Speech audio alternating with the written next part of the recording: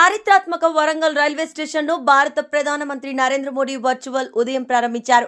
Warangal railway station అభివృద్ధి 25.41 కోట్ల నిధులతో అమృత భారత్ పథకం కింద వరంగల్ రైల్వే స్టేషన్ సర్వాంగ సుందరంగా తీర్చిదిద్దారు.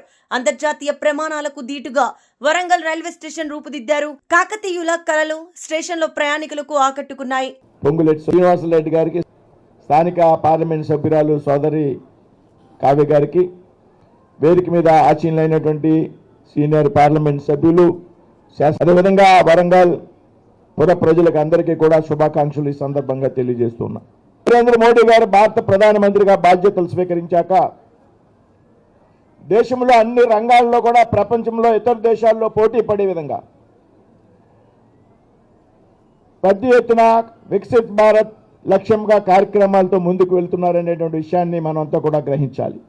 ఇందులో భాగంగా ఈ దేశంలో రైల్వేలను పెద్ద ఎత్తున అభివృద్ధి పరచాలనేటువంటి ఆలోచన, పెద్ద ఎత్తున డబ్లింగ్ లైన్లు చేపట్టారు, పెద్ద ఎత్తున వందే భారత్ రైలుని వినియోగంలోకి తీసుకొచ్చారు. రాబోయేటువంటి రోజుల్లో బుల్లెట్ ట్రైన్స్ను కూడా ఈ దేశంలో ప్రవేశపెట్టడానికి ఒక కార్యాచరణతో ముందుకు వెళ్తున్నటువంటి సందర్భాన్ని మనమంతా కూడా గ్రహించాలి. ఏదైతే రైల్వే స్టేషన్స్ ఉన్నాయో చాలా సంవత్సరాల పాటు అభివృద్ధి చెందని కారణంగా రైల్వే స్టేషన్లో అత్యాధునికమైనటువంటి సౌకర్యాలతో, అంతర్జాతీయ ప్రమాణాలతో సౌకర్యాలు ఏర్పాటు చేయాలనేటువంటి ఆలోచనకు భారత ప్రధానమంత్రి నరేంద్ర మోడీ గారు స్వీకారం చుట్టడం జరిగింది. భాగంగా దాదాపు ఈ దేశంలో 1300 రైల్వే స్టేషన్లు 1,00,000 కోట్ల రూపాయలతో అభివృద్ధి చేయాలి అనేటువంటి కార్యక్రమాన్ని భారత ప్రభుత్వం తీసుకోవడం జరిగింది.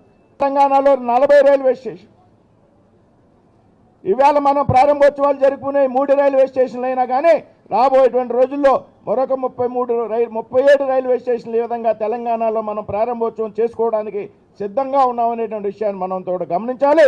ఇక్కడే పక్కన ఉన్నటువంటి కాజీపేట స్టేషన్ కూడా 25 కోట్ల రూపాయలు అభివృద్ధి పరచడం జరుగుతాం.